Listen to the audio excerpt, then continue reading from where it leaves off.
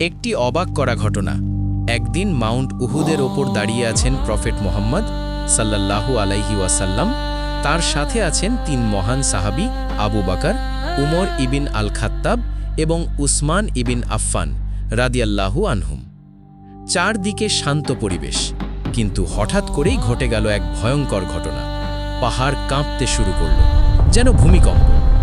সেই মুহূর্তে রাসূলুল্লাহ সাল্লাল্লাহু আলাইহি ওয়াসাল্লাম দৃঢ় কণ্ঠে বললেন, হে উহুদ, থেমে যাও।